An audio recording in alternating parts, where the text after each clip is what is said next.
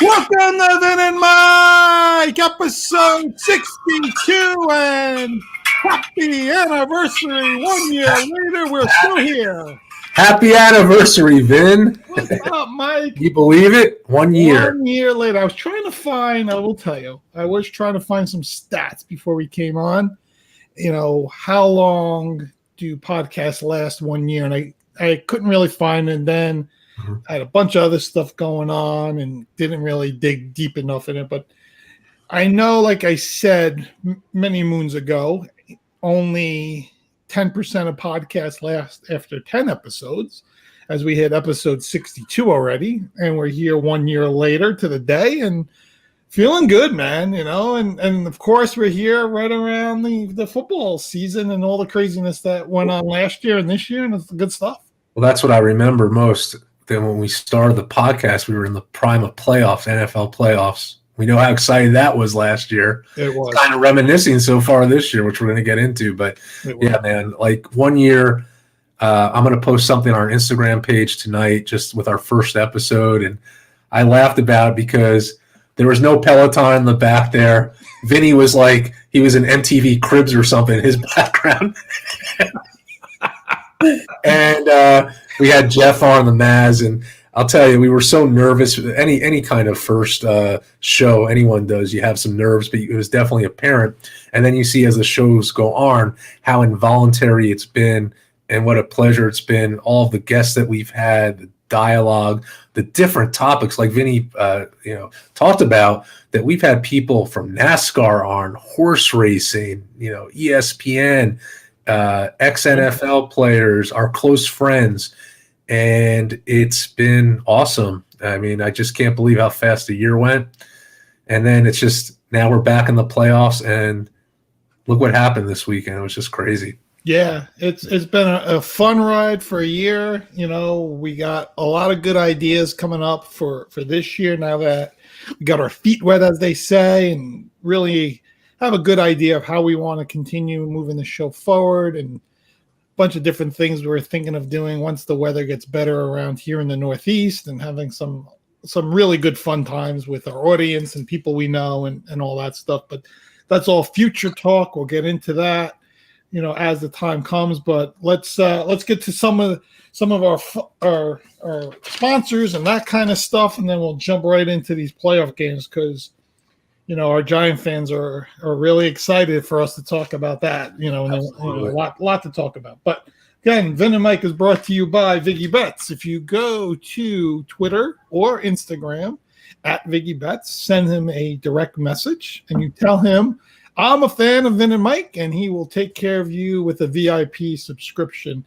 I know he's doing a lot of college basketball. He does the NFL. He's getting ready to do baseball. His baseballs are right around the corner again. So, no run first inning, all that fun stuff. He loves that no run first inning. I'll reach out to Viggy as we get closer to baseball again and have him, of course, come on and talk about all that fun stuff. And he's a big Steelers fan, so I probably want to talk about how they progressed pretty good through the year. We'll get into that later, but check him out at Viggy Bets. Of course, we are on the Pigskin Podcast Network. We are in KKFI in Kansas City, who really seems excited going into next week. And, of course, we have our website, vinandmikepodcast.com. Go in there, check everything out. Our store is there, T-shirts, mugs, stickers, all that fun stuff. And, again, all our dollars go to charity. So, check it out, vinandmikepodcast.com. All right, Mike. Yes, sir. I say we're up here in the Northeast, the New York, New Jersey area. We didn't talk exclusively a lot about the Giants throughout the year. More Jets and Raiders because that's our teams. But we did always mention the Giants and where they are. And I think we're going to dedicate a good portion of this part of the show to the Giants. And I'll tell you, they did all the things that you're supposed to do to win a game. Danny Dimes, Daniel Jones really looked fantastic again against Minnesota. He's the first quarterback, and I don't know if you saw that stat in playoff history to pass for 300 yards, throw 2 or more touchdowns, and rush for 70 or more yards in a game. So he had a fantastic game. Really managed the game well, and I remember saying to my brother as the game was going on, I like the way that he's getting rid of the ball, and then he's not taking sacks. He's looking to run. When he can't run, he's throwing it away. I thought he managed the game fantastic. I thought they did a great job getting Saquon Barkley the ball in key situations. I love the way he's distributing the ball to these wide receivers that nobody knows. Just a really fantastic performance by him and the team. And, of course, I'll let you jump in now, but I'll say some of my things about the Vikings after you give some of your Giant analysis. Yeah, just an overall fantastic game for the Giants. They really, truly played a complete game. We knew it was going to be a battle from their last game where Minnesota kicked, the 61-yard field goal. So we knew it was going to be a close game, but the Giants did everything that they were supposed to. As you said, Vinny, the ball handling of Daniel Jones was top-notch, and he distributed it to many people. I was really impressed, aside from Saquon Barkley, Isaiah Hodgins, Slayton, Richie James. I mean, they all had really strong games, and everyone had a different part of that win. And the play calling too, this is where great coaching and confidence. The Brian Dable, just on fourth down and short plays, he believed so much in his team, Vinny. And I think that went back to week 1. Remember that when he went for points. And I feel that set up the whole season on where this team was going, because you saw at an early point that their coaches believed in this team and their team believed in this coaching. It was always evident. And that's what you really saw in this game.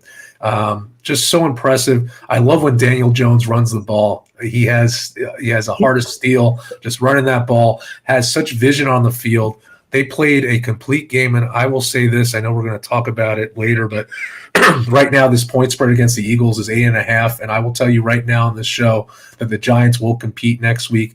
They're hot at the right time. They have the confidence, the coaching, and I really think they could give the Eagles a great game next week. I truly do. Yeah, and it's one of the things I thought about was when they went for that 2-point conversion against Tennessee early in the season when they were going for a fourth down, that Dable already set that precedent, right, from week 1. And I remember talking to Jeff about it when we had him on about the week 1 matchup, his second time actually on our show, and really just going over the guts that it established. And he really liked the way, the team was coached right then and there. And it was only week 1, right? But he's taken that. He's developed it in. Mike Kafka has done a great job as an offensive coordinator under Dable. But Dable is basically taken Daniel Jones and patterned him after the way he took Josh Allen and having him doing similar things. He doesn't, necessarily have the big arm like Josh Allen, or he's as big as Josh Allen, but he does all the things that you want a Josh Allen kind of offense prototype to do, right? Take care of the ball, run when you have to, throw it where you have to, and we'll get into the Bills and some of the things that they need to improve on, I think, going into next week. But really liked the job they did. I was a little skeptical about the defense in the first half and everything, and I thought they weren't playing to the level that I hoped they would. Thought they were just giving Cousins, way too much time, too much opportunities. But in typical Kirk Cousins fashion, 4th and 8. Oh, I mean, your life is on the line. And, I was watching Kurt Warner's Twitter today. He was showing the play over and over again and basically giving an analysis on what the quarterback sees and everything. And, a lot of fans that just throw it up to Jefferson. And he was explaining how that doesn't work, where the double team was, and how Adam Thielen, they had him run this poor route and all this stuff.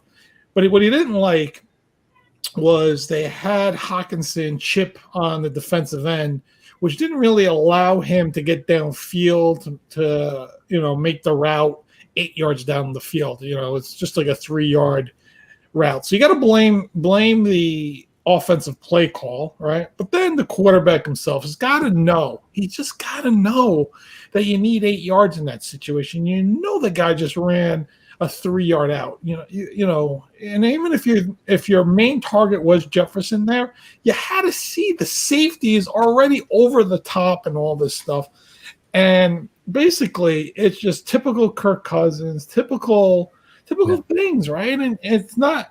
I don't think anyone was shocked that they didn't make it there, right? I think they would. I think people would have been more shocked if they would have scored a touchdown than actually, throwing the ball for 3 yards on 4th down. It was just a terrible job. But I thought the Giants defense did a really good job against Justin Jefferson after basically the first quarter. They really held him in check. Yeah, I just wanted to say, limited his big plays and all that. Go ahead. I just want to say that although Jefferson did have a lot of completions, they were very short completions. So it didn't have a lot of impact, right? Yep. The other thing I was really impressed about was the way the Giants answered after that first drive of Minnesota, because Minnesota did score first and it looked like they had some momentum. The Giants just drove it down the field with, Barkley and Jones. And I just knew from the start, like, it was going to be a great game. And then the Giants just stuck with it the whole time. And I do think about that 4th and 8. I'm just thinking, oh, man, like, what was going on there? Yeah, if you get a chance, and for anyone, if you go to Kurt Warner's Twitter and scroll down a little bit, a couple days, he does like a 6-minute display on the game and basically overviews it. And you get to see how the patterns run and all this stuff. So very interesting how it all panned out. So take a look. But really, this Giant team looked really good. I think you make a good point that they had the lead, into the half. They maintained the lead. They played really well when it really counted. Lawrence is an amazing player in the middle there. Thibodeau's getting better. The secondary, was played well when they needed him to. So having Adoree Jackson back, I thought was really helpful. Just a really well played game, and the offensive line really stood up well, and just a lot of things that you need to do to win a game. Now they run into this juggernaut next week. Team that they've lost to twice, but the second game doesn't count, right? You don't really count the second game. You can't. But the first game was a disaster. Jalen Hurts is, he's a different level for them right now. So hopefully for the Giants' sake, he's still about 80% and they have an opportunity. But at the same time, I think let's just put both teams at 100%. I want to see the Giants run the ball, take care of the ball, don't turn it over, manage the game, and force the Eagles, into some 3rd and longs. I think you're gonna have to blitz up more than you want to. You're gonna have to force Hurts to do things that he doesn't want and go in that direction.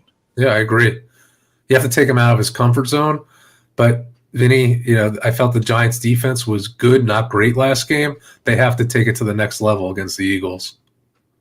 And if they could do that, and Daniel Jones runs the game that he did against the Vikings, they could absolutely compete. I have no doubt.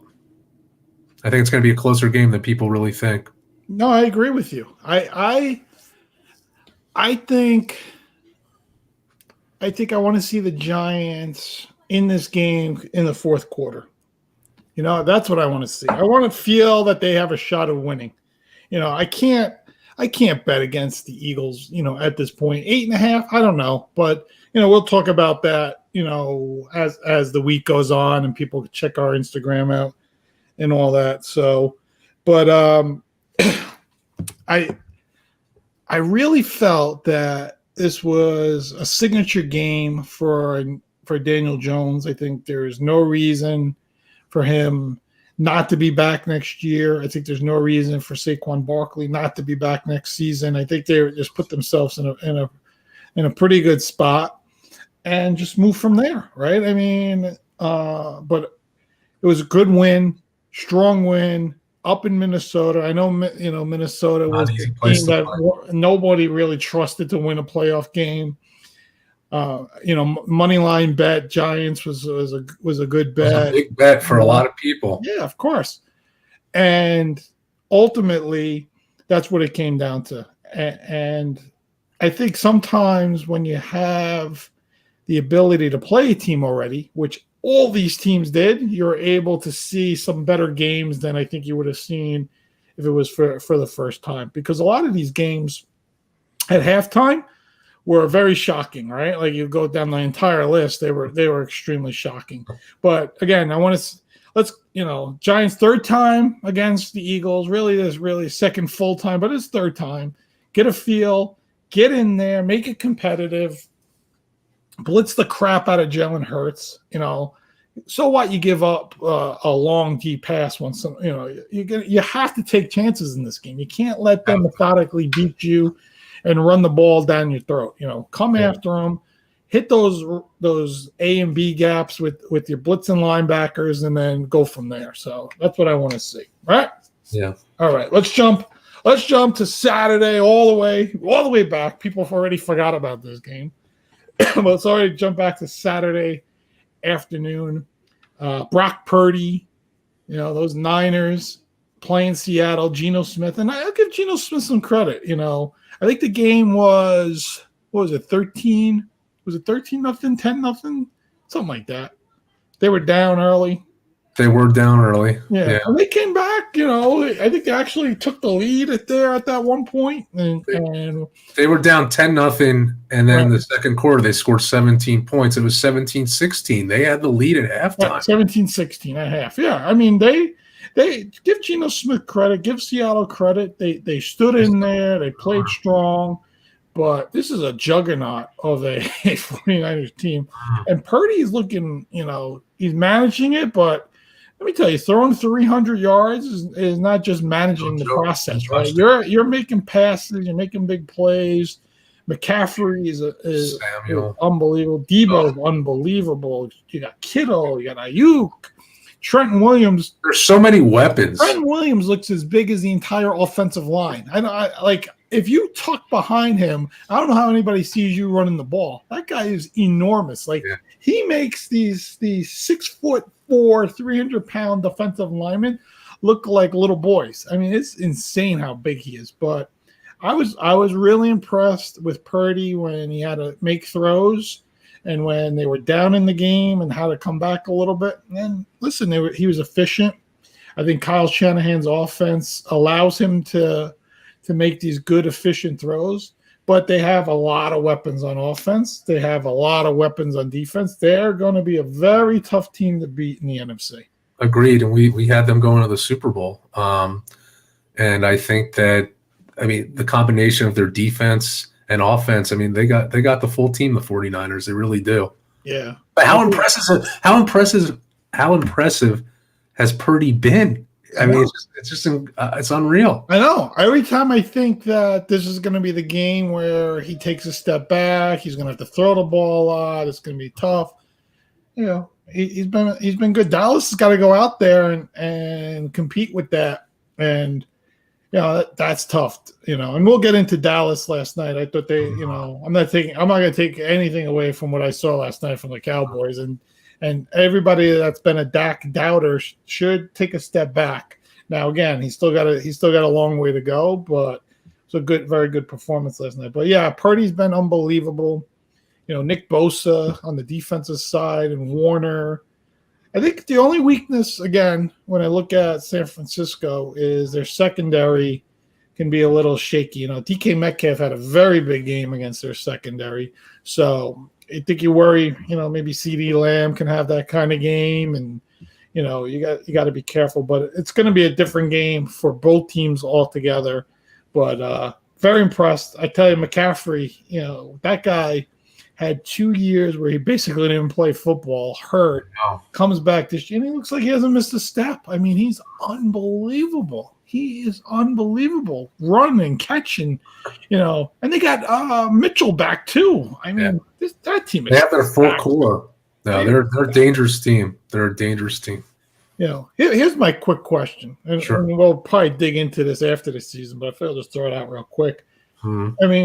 Purdy let's just say he goes to the NFC Championship. Not even going to say the Super Bowl. NFC Championship.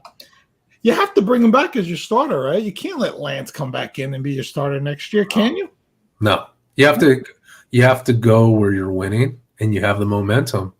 So if they have that kind of year, you got to bring him back. Especially the numbers that he's putting up too. I mean, he's putting up like over 300 yards, put 3 touchdowns. I mean, it's no joke. I think if anything has taught us proved himself. Anything, right? Like I think the Nick Foles, Carson Wentz situation should teach people that go with the guy that was winning the playoff games. Or go, I'm not going to say Purdy's going to win a Super Bowl as a rookie because it's never been done, but guy's winning. He hasn't lost a game yet. He's 6-0. Lance lost to Chicago in week 1. Remember that. Let's remember that. Yeah. So, all right. Let's move now to Sunday night. Sunday. 27-0. Everybody with their money line Jaguar pick. Can I just back up on this for 1 second? We're crying. Go ahead. So on our Instagram, we do Vin and Mike pick of the week. Yeah. So here we are. We discuss it with our friend Anthony. We like Jacksonville. We like Jacksonville because we thought they were better coached. Chargers had some injuries, and they were hot. Aside from the last game, the Jaguars were really hot, winning, and we thought they were the play. So we put on the Instagram Jacksonville money line pick. At the end of the first half, or at one time, even it was 27, but at one time it was 27-0. It was. And I was embarrassed. I was just like, I want to take this post down, But the way they were playing, and they got that last score at the end of the half, but still there was nothing going on. That Herbert and the Chargers were just destroying them on every aspect of the field. And then all of a sudden, just little by little, he said in the second half, is there a chance? And then Trevor Lawrence, I have to give this guy credit, 23 years old, just all grit, no quit in the Jaguars. And Vinny and I talked about before the program tonight that we feel that this year, more than other years, there's been so many of these unbelievable comebacks. And we're not just talking like 10 points here. We're talking like 20-plus points. And how does that happen? Where does a team really suffer for a team to get back into it? But Trevor Lawrence was just unbelievable. Like his focus and staying in the game. And I couldn't believe what I was seeing. I really couldn't, because anyone who watched that game in the first half, they weren't even in it. It was just he threw those 2 interceptions right away, short interceptions. The analysis is somehow with 4 interceptions and 5 turnovers that Jacksonville won the game. Yeah. It's unbelievable. I just can't get over it. Yeah. I still can't. I still think about it. The turnover ratio was 5-0. It was a +5. You don't win games on a +5. You just don't. And I don't know if I've ever seen a quarterback throw 4 touchdowns and 4 interceptions in a game. Might as well a playoff game. Especially after you were 0 touchdowns and 4 interceptions and came back and threw 4 touchdowns. So, give him a tremendous amount of credit. But here is where, and we talked about this last week, here is where coaching plays a big part in the NFL. And Doug Peterson basically settled them down throughout the game and kept his confidence up. And I guarantee you, when that game became 27-14, at that point, he told them, we got this. We can go in and get this. And they were down 30-14 late. And then I think they got it to, it was 30-20 going into the fourth quarter. Well, you knew they were in.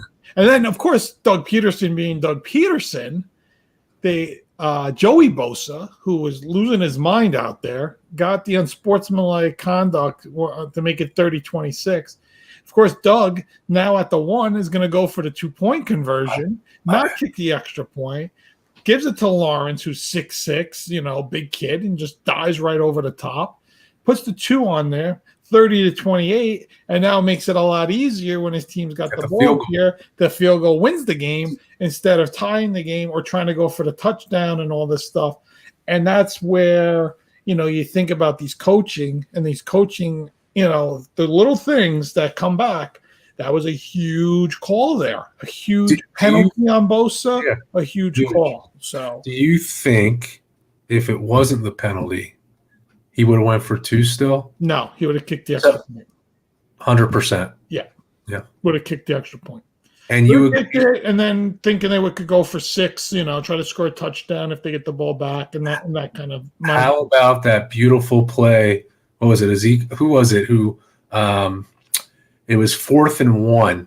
Oh, Etienne.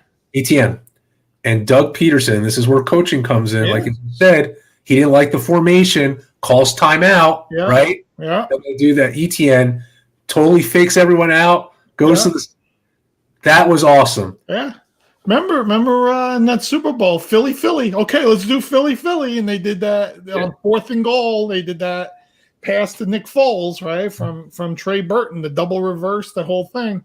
So Doug Peterson, he's got him of steel, Mike. He's got him of steel. You know what I mean?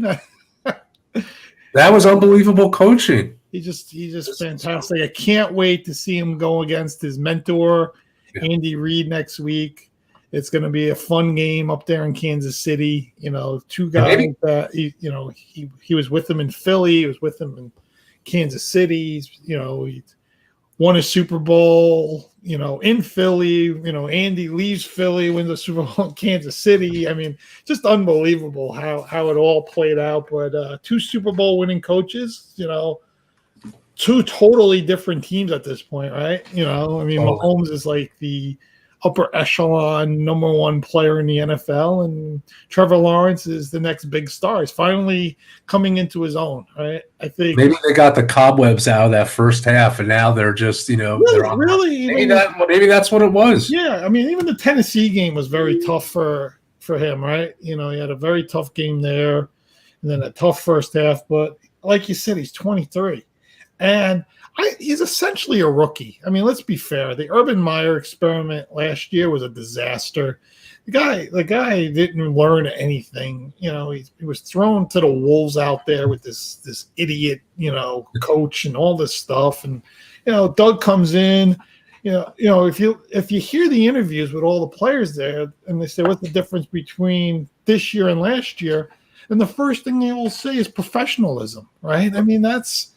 It tells you a lot right there when the guys are saying that the environment wasn't even professional last year and the whole thing. But it was a really, really good win for Jacksonville. All right, let's jump. We got time before we come up on the half. We can take a little more time here, but let's jump to Sunday, 1:00, and I'll tell you, I'm watching this game. And, like I told you, I had to leave around halftime. I had a meal to attend. And at halftime, it was I left.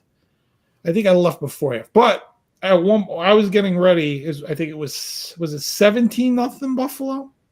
Or was it 10-0 Buffalo? I don't know what it was. 13-0 Buffalo? I think they were. I'll tell you right now. It was something nothing. It was something. I don't have it in front of me. It was, I think, I'm trying to.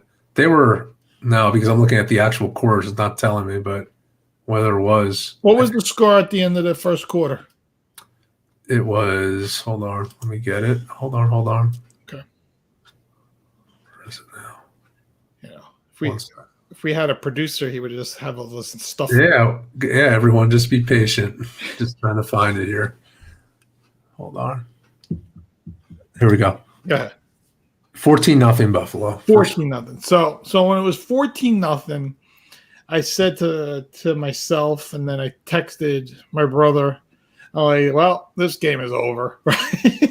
and And I was like, this is just a disaster. I mean, it was just really bad. But Josh Allen really got them back into that game, Miami. He really played poorly, making some bad throws, bad interceptions, all this stuff. And then it was 17-14 at the half. And the second half started, and that's when he fumbled the ball. I think it was the first play of the second half, and the touchdown, the recovery, and it was 21. Miami was up. Yeah, and at that point, then I left. I had to leave, right? So now I'm listening to the game and all this, as I'm driving and all this stuff. But I said to myself, well, I would expect Buffalo to turn on the engines at some point. And they did. They got it to, I think it was 34-24. But Miami stayed close. Skylar Thompson, who, by the way, was the pick before Brock Purdy. So you got pick 261 and pick 262 starting in NFL playoffs this year, 7th round picks. Everybody's worried about, we're going to take first overall quarterback. Hey, just wait till the 7th round and you get playoff starting quarterbacks there for you.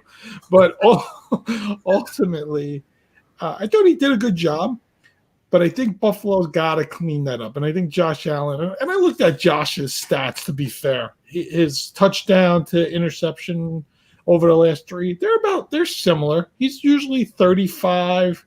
And he's a 10 to 15 plus interception guy. So he's gonna give you a lot of big plays. He's gonna score a lot of touchdowns. He's gonna throw a lot of yards. He's gonna run all over the place, but he's gonna turn the ball over.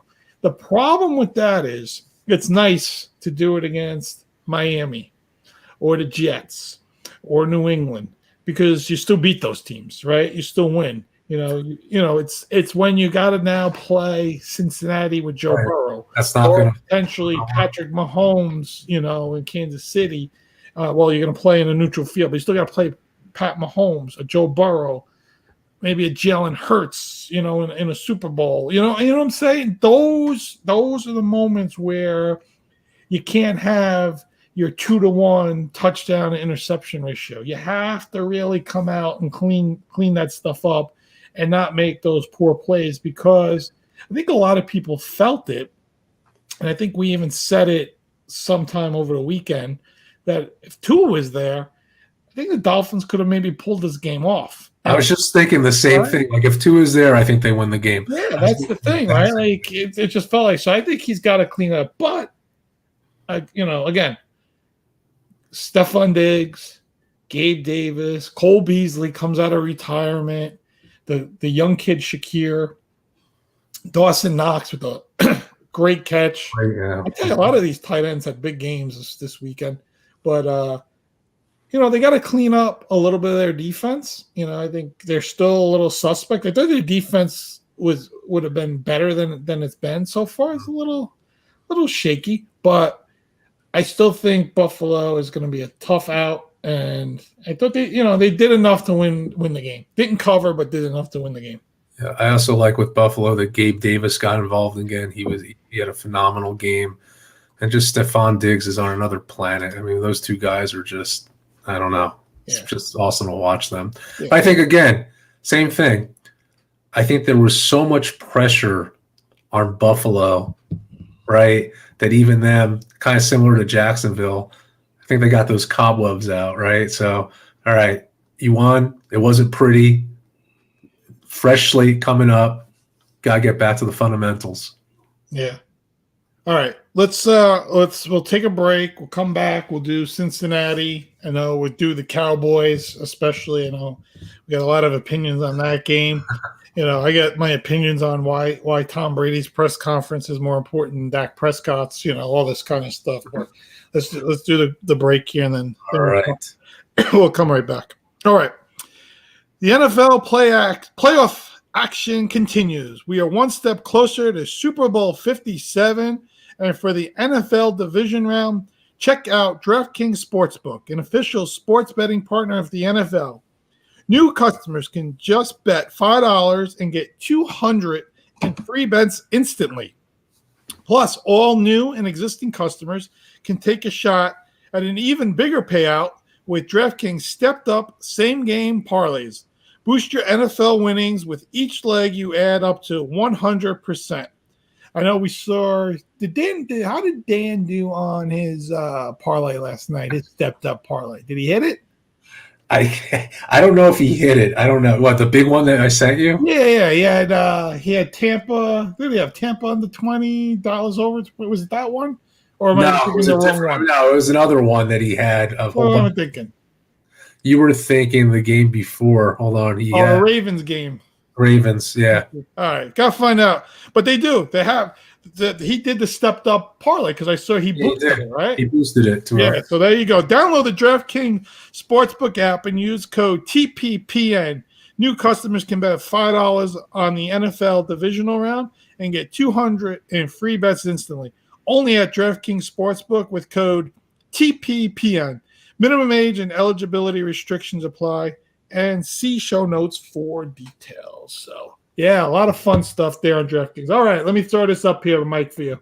There you go. Our buddy Matt Carl, who I consider, if not our number one listener, top two of listeners, sends out the congratulations to us. He's a great listener, great friend, gives a lot of good feedback on the side. You know, he's probably one of the people that have encouraged us because he just likes each episode and gives great constructive feedback, loves things.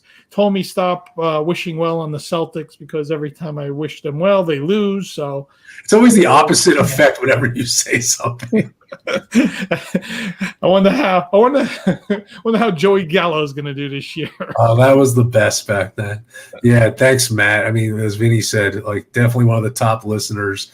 Always like texting Vinny and I the next day saying loving your show, talking about the last episode. So we appreciate it very much. Yeah. I didn't say Boston's playing well. I just said that when I talk good about them, that you get a little upset. So take it easy over there. All right, let's jump to this Cincinnati Ravens game, which we were just talking about during the commercial. I was impressed with the Ravens. I know Cincinnati won this game. Mm-hmm. I thought their defense. I think adding Roquan Smith really, really beefed up that defense. They played really tough. And again, it's a game where these two teams have played hard against each other. It's the third time. They generally dislike each other, the whole thing, right? I mean, but I think it essentially came down to the Tyler Huntley trying to jump from the 3-yard line into the end zone. And Luke Wilson, I think that's his name, Matt Wilson, Luke Wilson, 55 there. He knocked the ball free. 94 picks it up. And I give that guy credit for running 90-plus yards as a 300-pound defensive lineman, right? I mean, he was chugging. I know he was chugging down that field. I think that was it. I think that was the game. At that point, it was a very, very back-and-forth game, defensive struggle, the whole thing, right? I thought the Ravens played really well against Burrow. I thought Huntley was doing a good job. J.K. Dobbins, to me, is a number one running back. They need to build around him next year. I don't know if Lamar is coming back or not, but they need to get J.K. Dobbins definitely heavily involved in that offense and continue to move forward with him that way. But ultimately, Cincinnati hung in there, won the game. I think Burrow did enough. Chase is an amazing receiver. For some reason, he's always open, always getting the ball. Just a, really, really top flight guy. And, they have that swagger about them. Right? I think it's maybe because Joe Burrow has that swagger and he just, it comes off, to the locker room and to everybody. But they really have some kind of swagger in them. And I think they're going to go up to Buffalo and be a very tough out for Buffalo. And I did like one of the other things I noticed, Mike, is Zach Taylor was very involved with the defense down the stretch there. He was right next to the defensive coordinator. He was monitoring the situation. He was calling timeouts when he felt they were necessary. He was making sure the right personnel on the field. And there was good head coaching, right? He's an offensive-minded head coach who essentially calls the plays, on offense.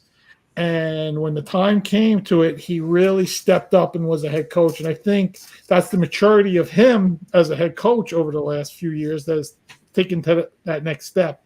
And I think as a team, the maturity level is improved there. And this is going to be a tough team. They were in the Super Bowl last year, and you never know. They can get right back there. Yeah, I think a lot of people before these playoffs, they didn't put the Bengals on this pedestal. They're kind of like the underground team. They forget this team got into the Super Bowl. Yep. And it's going to be some game next week, but I think they're well matched against the Bills, and the Bills are going to have their hands full, as you said, for sure, Vinny. I think the Bengals are very, very well coached, as you said. Yeah. And it's those key takeaways like at the end there. That's what makes good teams great teams. Those are the Bengals. Yeah. I know Kansas City will most likely be rooting for Cincinnati so they don't have to go play Buffalo in Atlanta. They'd rather be home playing Cincinnati. Of course. As much as I think Cincinnati's 3-0 against Mahomes, right? Burrow's 3-0, something crazy. They don't want to do that. Yeah. But so I don't know. Would you want to play Cincinnati at home, or you want to go into neutral field and play Buffalo? I don't know. Well, they got to beat Jacksonville first, which that's the thing. But I agree with you. They were under the radar because everyone is Mahomes and Allen crazy, Chiefs and Bills crazy, and even in the division, they were the second choice preseason. The Ravens were the first choice.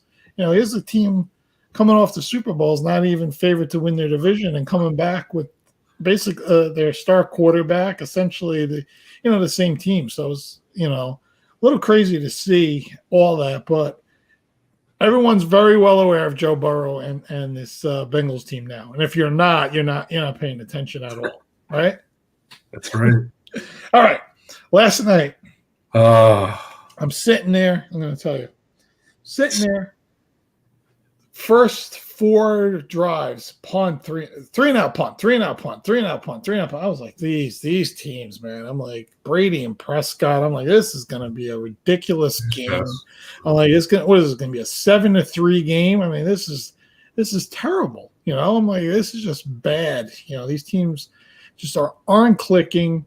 This looks like the Tampa team that couldn't score at all season, which it ended up being that Tampa team in the end. But Dak Prescott turned it around, really got comfortable with the offense. They didn't run the ball great, but Tony Pollard is better than Ezekiel Elliott at this point in their careers, and I think he needs to get the ball more.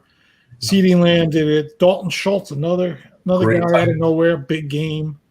Yep. T.Y. Hilton had a big catch, but essentially Dak Prescott was fantastic when he needed to be. He used his legs more than I've seen him use them since he broke his ankle. I think that was a big thing. And essentially this Tampa team was what they were all season. Can't run the ball. Brady not on the same page with any of his receivers. Wow. Some throws he made, it was like he was 45 years old, couldn't get the ball down the field. Or overthrowing him. Yeah, I'll be honest. I think they only took one shot, I remember, to Mike Evans down the field against Xavier Rose, who just came to the team this week for Dallas. Hasn't played a game like all season for them. How about that horrible interception he threw in the end zone? That was terrible. And he said after the game he was trying to throw it away and just had no mustard on it. Nothing. But I didn't like the way the play calling was all game. I didn't like that they didn't take enough shots over the top against Dallas. I think that's really where you got to take advantage of them. You got to throw the ball over the top. You got to run the ball. Troy Aikman is sitting there saying how the second half of the season they arrested Leonard Fournette for the playoff run. They didn't arrest Leonard Fournette for any playoff run. He was garbage. He couldn't run. He couldn't run. They couldn't run all season. and it came back and hurt them. And the two areas where I think Dallas is weak on defense, they couldn't take advantage of: running and throwing the ball over the top, against the second corner. Right. And they played this zone defense, and typical Todd Bowles, which you as a Jet fan probably were feeling it, guys wide open all over the place. The guy's supposed to be a defensive-minded guy. There's no one covering anyone. Guys don't know who to cover. People were wide open, like not even close. CeeDee Lamb, the number one receiver on the team, wide open. Like no one goes with him. I mean, the first touchdown of Schultz, no one was there.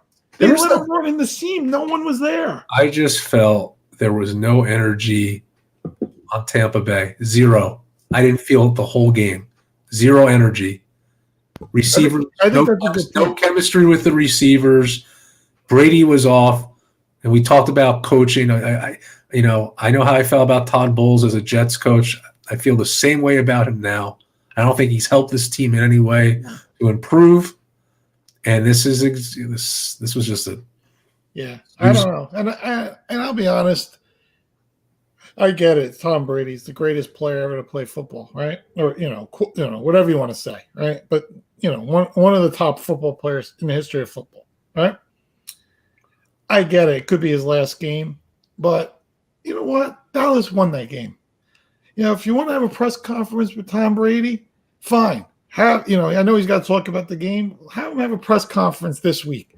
I want to hear what Dak has got to say. I want to hear what the Cowboys got to say because they're the team that won. I don't need to hear any more what Tom Brady wants to say and all this stuff. Right. But, it is what it is. I think Dallas showed the good Dallas last night.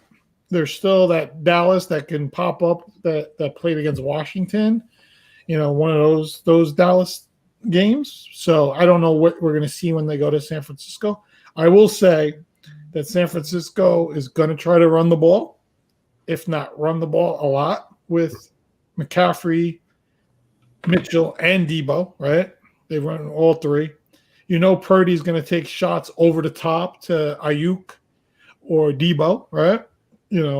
We know that San Francisco is going to play man defense. They're not going to play that stupid cover 2 zone that doesn't work anymore. That's from 1995. And they showed Warren Sapp and Derek Brooks walking on the field pregame. Like, well, that cover 2 might have worked if they were playing last night. It didn't work, But besides that, I think San Francisco is going to do the things that Tampa should have done last night, and we'll see how Dallas responds to it. Again, I don't want to take anything away from Dak Prescott. I thought he was fantastic. I thought it was his best playoff game ever.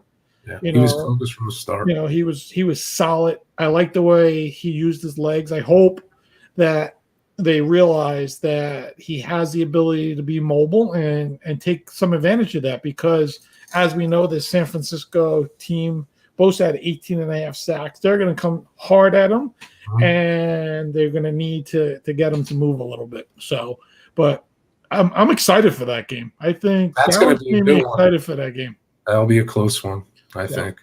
We got some good matchups next week, Mike. So let's just take a quick run at them. Let's run through it, see who we like. Yeah, sure. Let's do it real quick. Okay. Do we want to do spreads or no? Yeah, let me get those spreads up on. All right, so, that'll be fun. Let me do that. That should be. I really. Let me look at this schedule here. Go ahead, and I'll get those spreads up. You get those spreads here. I'll get those spreads up. All right, I got them. All right, we got the early game. We're on Saturday. Yes. 4:30. We're in Kansas City. Hi, hello everyone. KKFI. How are we doing? All right. Kansas City. What do you got? -8.5? Is that what you got? -8.5 against Jacksonville.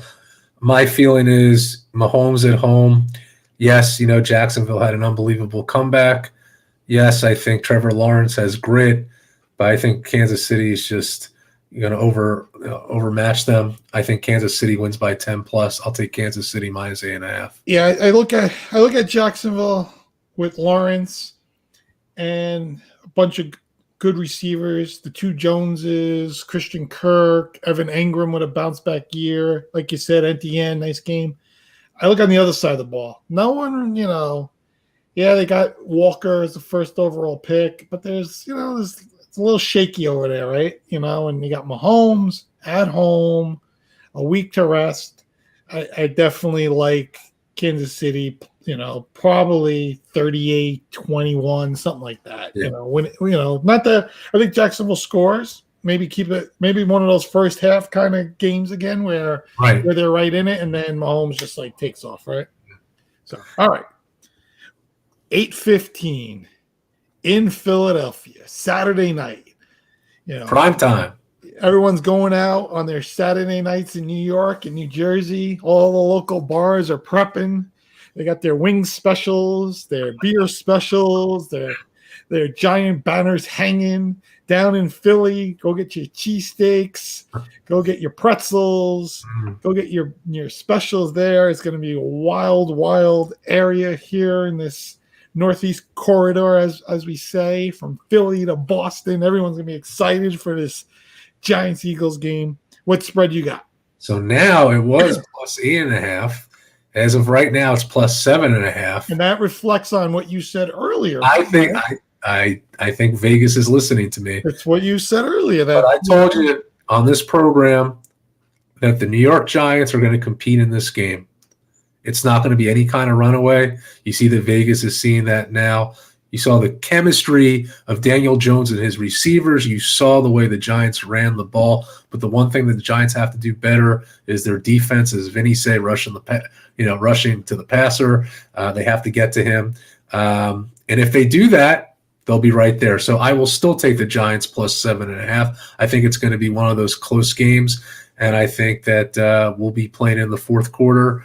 And I hope I'm right on that. I'm a little worried with an Eagles team getting rest off a bye week, and Hassan Reddick and Brandon Graham and Fletcher Cox and Sue. And all these defensive linemen and guys resting up and coming like wild men at Daniel Jones and Barkley all game. And Hurts and Miles Sanders. And they're, when you look at San Francisco being a complete team, this Eagles team is a complete team. It's my only worry is the bye week, that they rested up and they're able to maybe take advantage of that. And I think the Eagles will be winning by 14 late in that game, and you might get a backdoor cover there. But I'm a little worried of 7.5. If we could get it to 7, I might jump on board. 7.5 makes me a little worried, but we'll see. I want to just say one more thing about the Giants. Beginning of the year, Vegas, they said they were going to win like 5 games, 6 games. Oh, yeah. They've exceeded all expectations. Yeah. Brian Dable, unbelievable year. So I was talking when I was out Saturday, and I saw a Giants fan, and he's like, you know what? I was just happy to beat the Vikings. Now it's just like whatever happens, happens. The Giants are going into it now just saying, you know what? All these people that doubted us, we're just playing as hard as we can because they've exceeded all expectations. They really have. Yeah, I know you can't count the playoffs in the award voting, but Brian Dable to me is coach of the year, right? I mean, as much as you can look at Shanahan and Sirianni and whoever else you want to throw up there for coach of the year. I think this guy's coach of the year. I would have given my vote before the playoffs. Doug Peterson you could have thrown in there as well, but I think Dable. I think the expectations now. A lot of people say Jacksonville with back-to-back worst losing records makes the playoffs, so I can see that too. I don't want one of these Siriannis or Shanahans to win. I want to see Dable or Peterson win it. So that would be nice. All right. Let's flip. Sunday, 3:00, prime time, those 3:00, 6:30 games, but the 3:00 one. We go to Buffalo. Bengals going in. I think we got a pretty big spread here if I'm right now, right? It's 5. Yeah, I'm going Bengals, man. I mean, give me the +5. I might even jump on the Mikey Diener bandwagon here and go, give me the money line. I hope you give me the money line, Vinny. I hope you go that way. Because it's got to be what? Plus what? Plus 190 right now. Yeah, plus 190. Ooh, I might jump in there right now. So, hey, there's Anthony. Hey, Anthony. How you doing? There you go. Put him on. Hey. All right. Thank you, Anthony. Good to see you. All right. Okay. And then 6:30. Ready? Yes. And then 6:30, the finale. The Dallas Cowboys going to San Francisco. Yeah. As a 3.5-point underdog. We know this is going to be a defensive game. The over-under right now is 46. And I may, instead of that point spread, which seems tough. Like the over? I think I'm going to go over because I think there's going to be some action in this game. I mean, yes, the defense is going to be prevalent, but I think that there's going to be some bombs thrown and it's going to be exciting. So I would go over. You're leaning like San Francisco more with that 3.5? Are you seeing it more 27-21 Niners, or are you seeing it more 31-27 Niners, or are you seeing it more Dallas? Like, how are you feeling? I am feeling more San Francisco. Okay. I am. I do think that Dallas is coming in with a lot of confidence. As you said, Vinny, it's what Dallas team's going to come to play. We saw the good Dallas team. How are they going to play against a San Francisco team that's pretty much flawless on both sides of the ball and a Purdy that's been unbelievable? But I just feel San Fran's home. If they played the way they did in the second half against Seattle, I don't think there's anything that's going to stop them. I do think it stays close. So I think it's going to be like kind of I think 31, maybe 21, something like that. That's what I'm saying. Maybe 31-24. But Dallas is making you nervous to take. They're making me a little nervous. They are. It's not. It's a game that I'll probably stay away from because I think this is one of the hardest ones to bet. I do. Right. I'm going to stay away from it. What are your thoughts?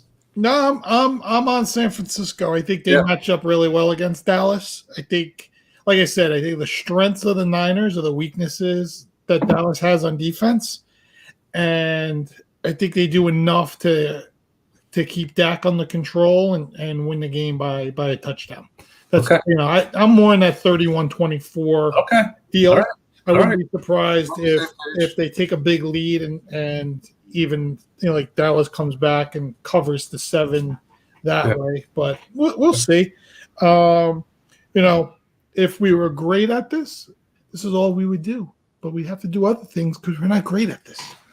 But you know what we are great at? What's that? Podcasting. That's right. One year. 1 year with a couple minutes left. How does it feel? How does it feel?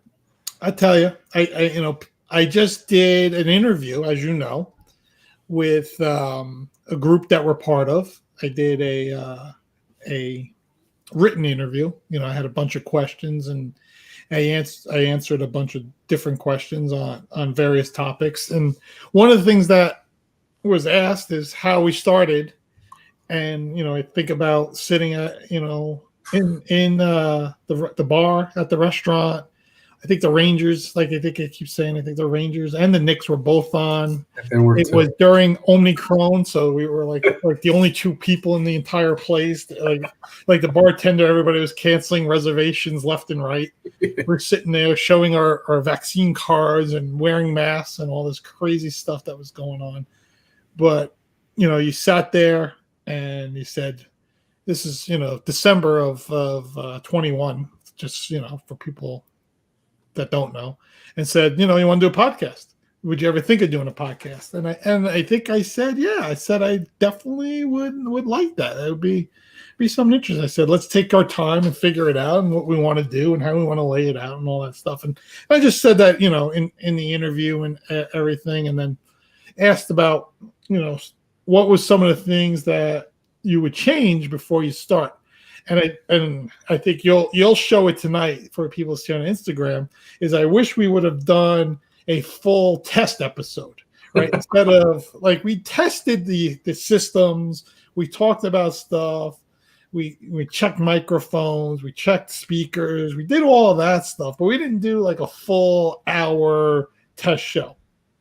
Going back, I probably would have said, let's do that and then just use it and delete it, right? But our first test show was our first show, which you'll if people have listened to the show through the last year, I hope they've seen how much we like doing it, but how much we've gotten better at doing it and understanding how to get it to flow and continue to get it to flow and being more fun for us as time has gone on and not really worry about all the other things that come with it. I think if people haven't seen that, if we drop a microphone or someone says the F-bomb because I hit the wrong button and it's recorded or, anything like that, hey, it is what it is. But I think if it was our first episode, we would have been all bent out of shape about things like, oh my God, we did this all wrong. But we realized over time how much better it's gotten and how much fun we're having. And I will say, for people that don't know, March of 2020 came and me and Mike would see each other every day, right? We worked in the same office. We'd see each other every day. We talk like, half hour. Sometimes we go out to lunch for an hour or 3, depending on the day, right? Yeah, we see each other basically every day. And then Mondays during football season, we would talk maybe 15, 20 minutes about it. But March 2020 comes, we all go home. They send us all home, every one of us. And me and Mike would get on the phone and just talk probably for, I would say, an hour a day, right? During that time, because, a lot of it was updating about what the office was going to do with COVID. We're just talking about that. But we always talk sports. And then as time went on, that conversation lasted 14, 15 months with us on the phone. It wasn't just once in a while. It was a daily thing. And we took that concept of, those COVID conversations and now have put it into what you guys see or listen to on a weekly basis, sometimes twice a week. We would love to do this show 3-4 times a week, right? I mean, it's one of our goals, right, is to really get it to a point where we can do it more than once or twice a week, and a lot of comes with that, which, that's all behind the scenes stuff, which nobody needs to worry about, but that's really what we would like to do. But we did the show during COVID, and basically it was us just talking, and there was no scripts, and there was nothing to even keep us in line. I can only imagine like where our conversations went. Like we probably started off talking about the Jaguars and ended up talking about the animal, the cougars, or who knows, like just the way things work with our brains when it comes to conversation. But I'm glad we had that conversation in December. It came back to what we have now a year later.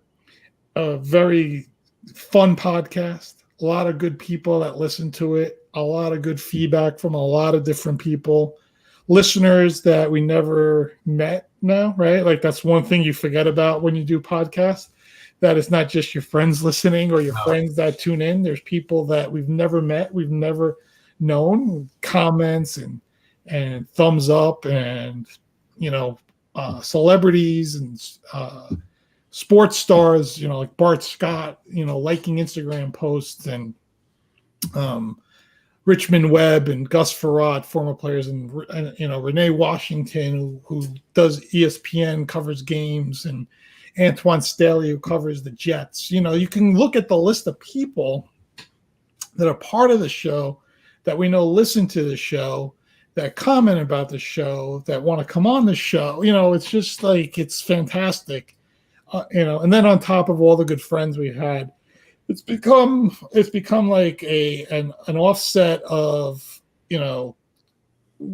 COVID in a much better like situation, and we've just it's great. I love it. I love talking sports. I love the way we lay it out every week, and we look forward to continue out. I know I talked about 10 minutes there, but You know me. How can I top that? No, I just listen. It has been. I've said this before that a lot of times people have an idea, and that's all it is. You talk, and you don't put the product together. When Vinny and I had that conversation at the bar, we both knew that we had the same passion about doing something, and then we put it together. And you will see that Instagram post tonight of how far we've come, because you could tell the nerves of any first show. But that's what you call persistence and grit.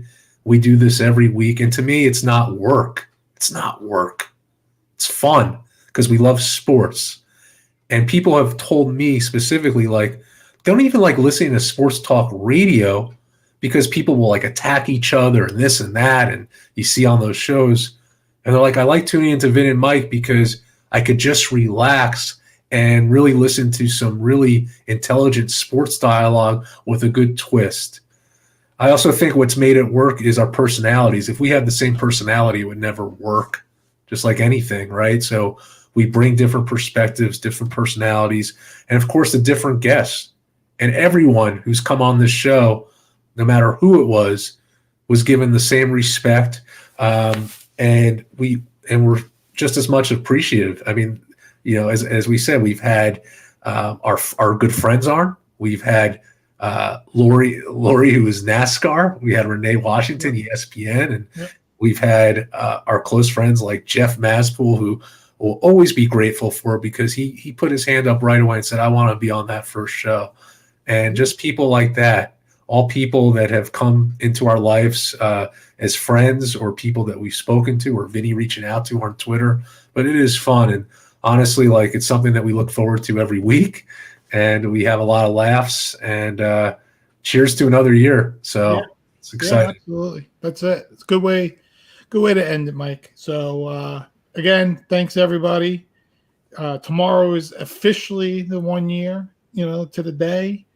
We are going Thursday to have a little celebration ourselves. You'll see it on Instagram, and we hope that the people that have been with us continue, and the new people that we've seen and continue to go in that path. So anything else? That's it. That is it. Get those bets in. That's right, buddy. Mike said, he liked the Giants. Yes. Plus 8.5. Plus 7.5 now. I get it in. Get in there before it gets under 7, he's saying, because he feels that that's the trend. It's coming. All right.